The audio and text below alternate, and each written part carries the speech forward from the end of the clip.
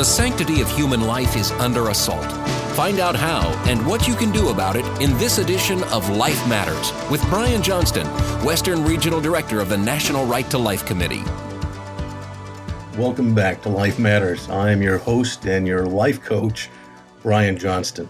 And at Life Matters, our purpose is to equip you to be effective and to be an effective advocate for life and to be successful as you engage in the battle of ideas, because there is a battle going on all around us. And this battle of ideas is not casual. You're being bombarded daily on the radio, on television, at the computer with ideas that have consequences. You must be able to understand those ideas and to be effective in explaining their significance. That is so true, especially in the battle for life and the right to life of the vulnerable innocent. Today, we're going to be talking about a very important subject, and that is science. Some people think that science and faith are in conflict, and they are not. We're going to focus on the scientific facts of life briefly, but more importantly, we want to help you in the battle of ideas to understand why life itself is what's introducing us to scientific observable facts, and we can base our conclusions on those facts. That's what our founders did when they wrote the document, the Declaration of Independence, that actually explicitly states that there is a self-evident truth known as the right to life. So let's start by talking about science. Science is actually a tool for learning, and modern science really was brought to us starting in the 1200s, way back in the 1200s, by a unique individual by the name of Roger Bacon. Roger Bacon had studied quite a bit. He wasn't the first to observe natural facts and natural events and try to compare them, but he would document it. And Roger Bacon, coincidentally, was a Franciscan monk. Roger wrote of his observations in the fields of optics and was respected by his peers. He was an Englishman, and he moved to the University of Paris at the time, and then he moved back to England as his health was failing and lived in Oxford and wrote extensively on his scientific observations. He's what's known as the father of modern science, a Franciscan. Why is that important? Because in order for science to be valid, we must live in an ordered universe. Science is a four-step method of observation, observing natural phenomenon, hypothesis, the second step, which is coming to some idea about that phenomenon, observation, hypothesis, testing, and then theorem, or conclusion. So we do that every day, maybe not in as ordered a way, but we observe things that happen. We come up with some idea as to why it happened. Hopefully we'll test that to make sure that our ideas are valid. And then we come up with our conclusion. And that's a very quick overview of the four-step scientific method.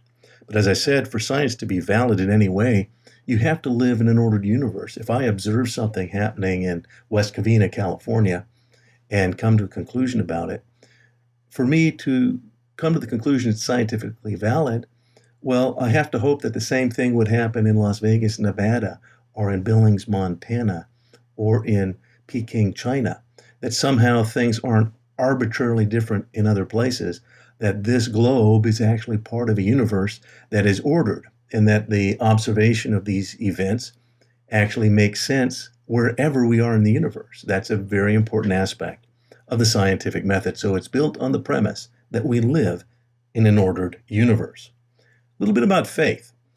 Most of the people I know in the Right to Life movement are animated by their faith. They have a deep faith in God.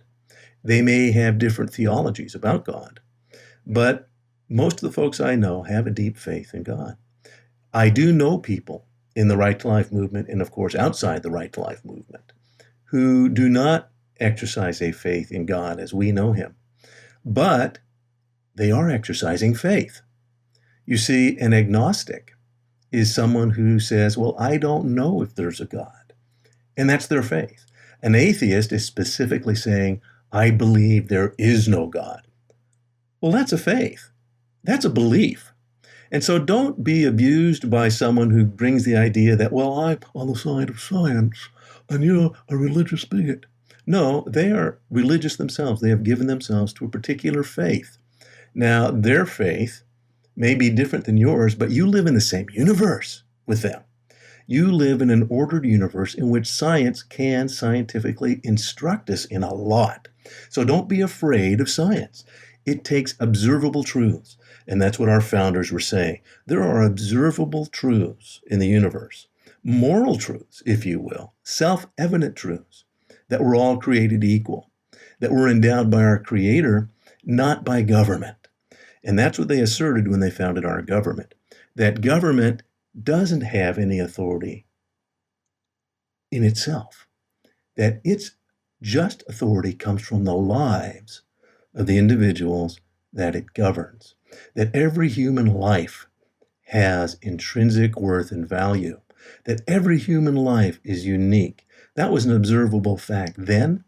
It's an observable fact now, that human life has value and that government's responsibility, first and foremost, is in protecting that life, that all of its authority and justice emanates from the value of a human life. That's what our founders said. So we'll come back in a little bit and we'll talk about the science about every life. We know that at conception, 46 chromosomes uniquely come together that have never come together before. 23 from the mom, 23 from the dad. That's a unique, observable fact. You can see that in a microscope. In 1836, Sir Thomas Berry was the first to observe mammalian conception, and he scientifically declared that life begins at conception. That's not a matter of faith. That's an observable fact. We know that every abortion stops a beating human heart. We know that often that heart starts beating 20 days after conception. Some have said 16 days after conception. The mom often doesn't even know she's pregnant. There's a human life that is lost intentionally in an abortion. And so that's not a matter of faith. That's an observable fact. So facts are on our side, and facts are terrible things to waste. When I come back, I'll explain again some of the deeper aspects now of why, as important as your faith is, this debate isn't about your personal faith. It's about the objective reality that God has made. And if your faith is valid, you're going to observe and understand and be a good steward of that objective reality, and you'll be able to explain it to your friends and neighbors, to people at your church and the people who don't go to church. The reason that abortion is wrong is it takes the living life of a unique individual and it throws it out. And that person has rights and value equal to you and me. You're listening to Life Matters with Brian Johnston.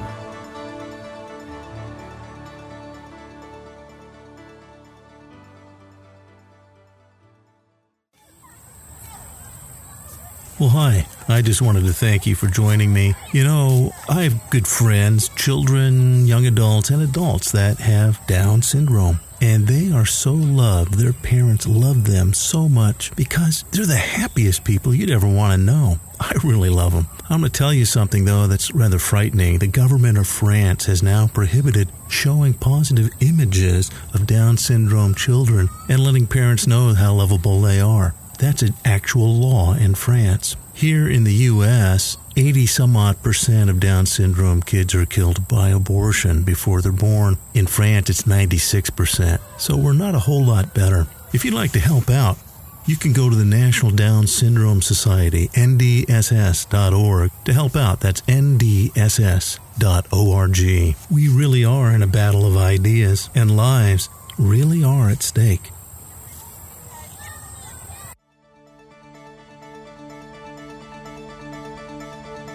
And now back to more Life Matters with Brian Johnston. Hey, well, welcome back to Life Matters. Again, Life Matters, we're equipping you here for the battle of life, the battle of ideas, and to be an effective advocate for life as we go out and engage in the battle of ideas. And you do that every day. When you wake up in the morning, there are thoughts that start rattling around in your head. When you go outside, even before you do, if you turn on the radio, the television, if you go to your computer, you are bombarded with ideas. And if you don't know how to handle those ideas, you can easily be twisted. And what you hold dear can easily be turned and you may be confused. So our goal at Life Matters is to equip you in this battle of ideas and to be an advocate for others and for the right to life. And I'm your life coach, Brian Johnston. So welcome aboard. We're just talking about science, the nature of science, and the nature of the moral law, and the nature of the right to life. Now, your faith is very important, and I would be the last one to denigrate your faith. But if your faith is truly valid, it reinforces observable truths. That's what our founders were talking about when they talked about the natural law, that the laws of nature and of nature's God. So they weren't talking about the Baptists in Rhode Island or the Catholics in Maryland and their theology. They were talking about something much bigger, the observable natural law that all of us can observe. And as you are probably aware, if you're familiar with natural law, there's many places in the Christian scriptures that talk about that. In Romans 1, Paul declares that God has made known his invisible nature through his visible creation, so that they are without excuse. When Roger Bacon was doing his scientific experiments on optics in the 1200s, he was basing that on the fact that God had ordered nature, and the phenomenon he was witnessing was something that was ordered and could be observed and tested, and you could come to conclusions about it. That was the beginning of modern science. If you want to go back to Aristotle, one of the early scientists in terms of philosophy, Aristotle himself was a man of faith. He talked about the prime mover, that we live in an ordered universe, and someone or something has set this thing in motion, and he spoke of the prime mover. Of course, in his day, there were those who worshiped many gods, but it's interesting, Aristotle himself respectively spoke of God when he made this reference. So I can't look into his heart now, but we do know this in his writings, that he observed things based on an ordered universe, and all of science is based on an ordered universe. So make sure that when you're engaging with someone who says, well, I'm on the side of science, and you're just a religious person, and your religion, and you're forcing down my throat, say, no, actually, I'm on the side of science. And science tells us this is a human life, and we now have to consider, why was that baby protected before 73? In the United States of America, every state had laws that said, you shouldn't kill babies in the womb. And even states like California and Colorado, New York, Massachusetts, they had more, quote unquote, liberal. They had reasons, well, maybe before 20 weeks in California. They said if there's certain circumstances, well, then it might be okay to kill that baby. But aside from that, the law needs to protect these babies. These are the most vulnerable members of humanity. We already mentioned that the beating heart is observable often before mom knows she's pregnant. We know that scientifically, this is genetically a unique human being that's never before existed and never will again exist. When it comes to your faith, I would strongly recommend that you not make this about your faith. Even in your church, when you're talking to your pastor, if you make it just about your faith and your theology, you're actually delimiting your effectiveness in the community. And what will naturally happen is people will go into the mode where they think, well, I'm personally pro-life because my church teaches this. Of course I'm pro-life. I would never get an abortion. I wouldn't approve of it personally. But who am I to push my faith on someone else? This is a very dangerous predicate, because you shouldn't be pro-life only because your faith says it's wrong to kill a human being. You should be pro-life because it is wrong to kill a human being. It's an issue even bigger than your faith. It's an issue that applies to all of society and applies to the moral order of the universe. That's what the founders were talking about when they mentioned the right to life, that the job of the government is to defend the lives of the governed, and it derives its just powers from the value of the lives of human beings. It does not have a true just government, does not derive its power from itself, but from its ability and responsibility to protect the lives of the governed. They're the ones that have value. They're the ones that have true authority. And that's why the American Declaration was so significant in the thoughts of mankind. It was the distillation of Western civilization up to that point. And it was an amazing moment when our nation was founded. And the right to life is the very basis of our founding. So if you say, well, it's just about my religion, you're making a big mistake. It's not unlike, and you'll have people then at your church and other places that will say the same thing that was said about slavery. And you probably realize that there were people, if you read the Lincoln-Douglas debates, Mr. Douglas made some eloquent arguments as to why slavery he personally opposed. Mr. Douglas was personally opposed to slavery, and so he said he agreed with Lincoln that it was wrong, but he did not have the right to force that on others.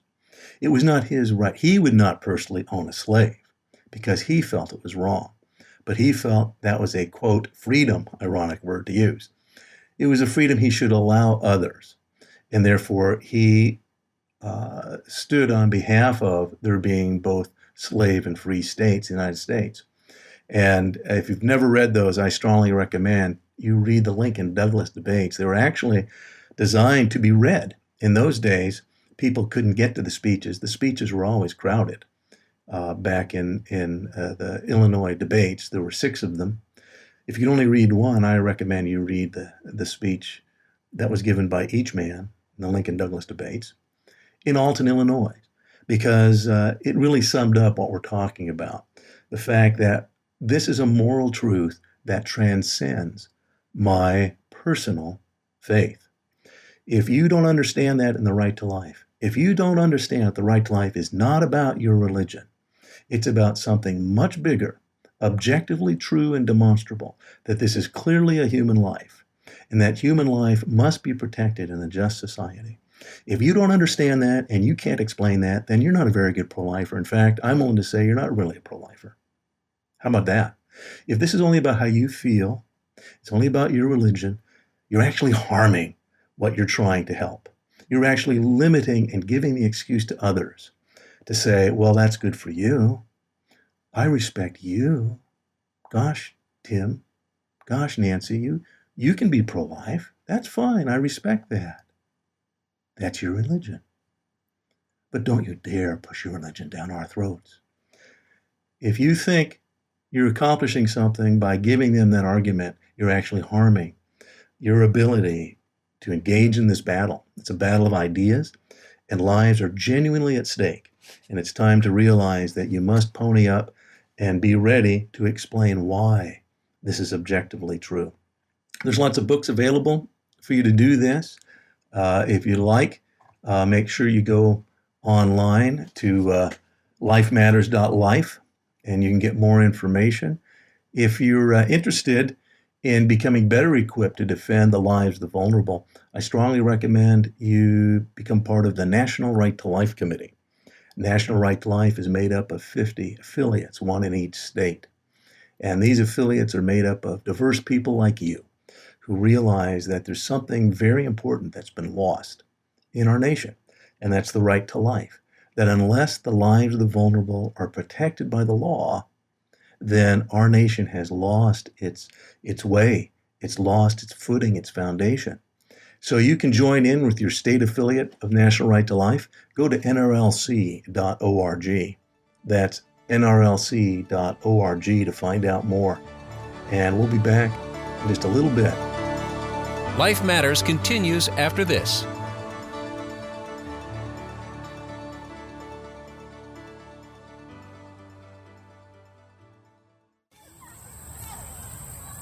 Well, hi. I just wanted to thank you for joining me. You know, I have good friends, children, young adults, and adults that have Down syndrome. And they are so loved. Their parents love them so much because they're the happiest people you'd ever want to know. I really love them. I'm going to tell you something, though, that's rather frightening. The government of France has now prohibited showing positive images of Down syndrome children and letting parents know how lovable they are. That's an actual law in France. Here in the U.S., 80-some-odd% of Down syndrome kids are killed by abortion before they're born. In France, it's 96%. So we're not a whole lot better. If you'd like to help out, You can go to the National Down Syndrome Society, NDSS.org, to help out. That's NDSS.org. We really are in a battle of ideas, and lives really are at stake.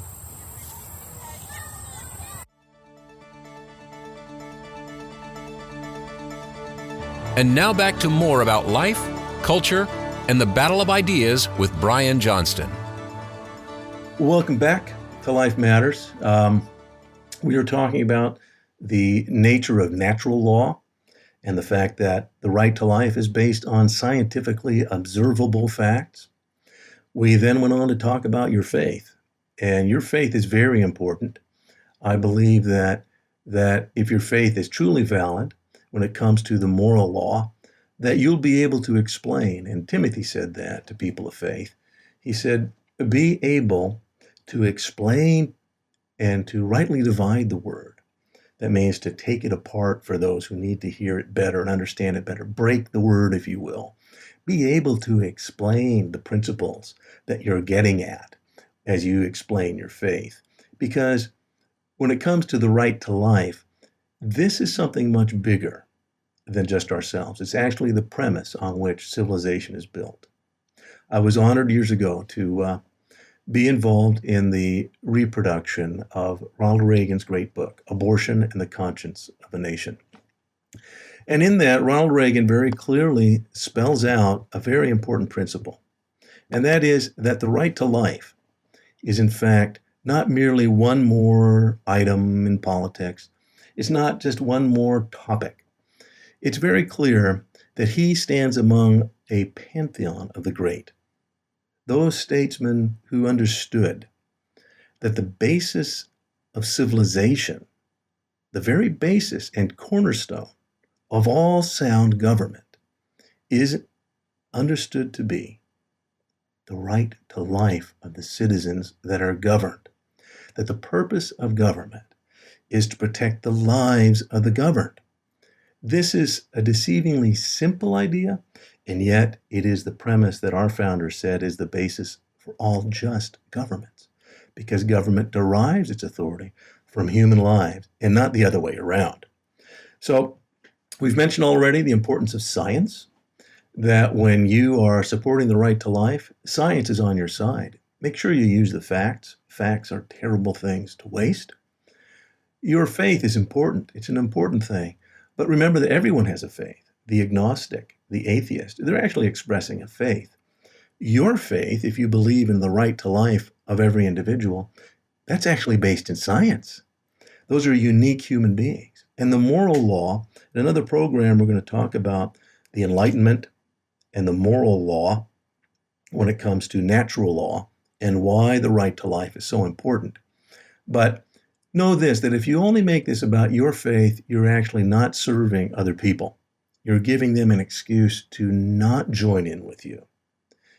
I now, by way of example, let's say you're a Catholic and you're listening to this, and a Mormon who is pro-life says, well, you've got to be pro-life because that's what the Book of Mormon puts forward. Well, you know intuitively that that's not the way to do it.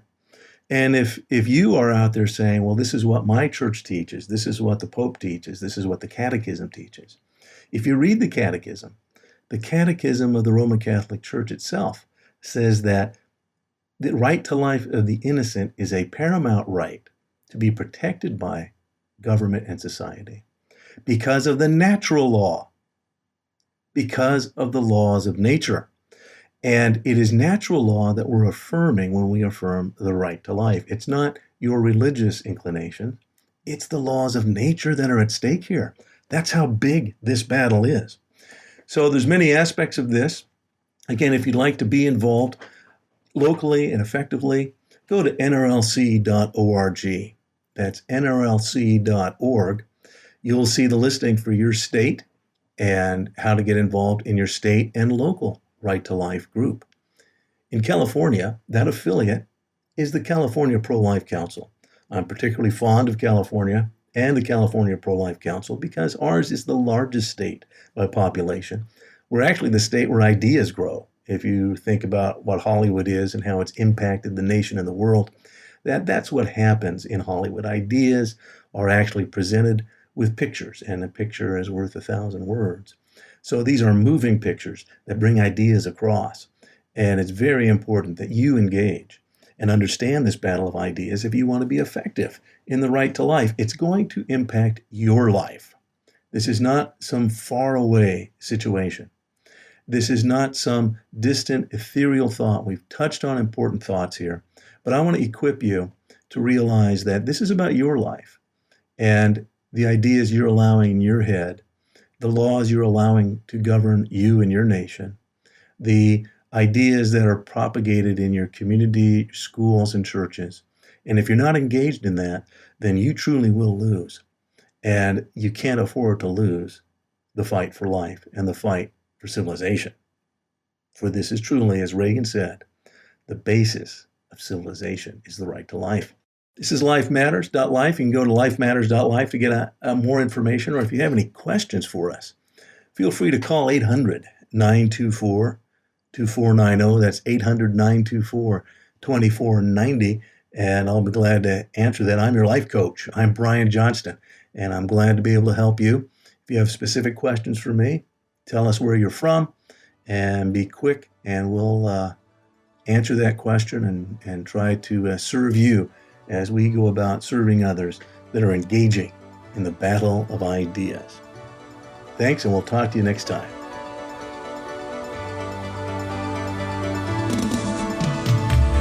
Learn more about everything in today's show online at lifematters.life, where you'll find all the resources you need to protect life. Listen to more Life Matters, Saturdays at 1 p.m. right here on K-Bright.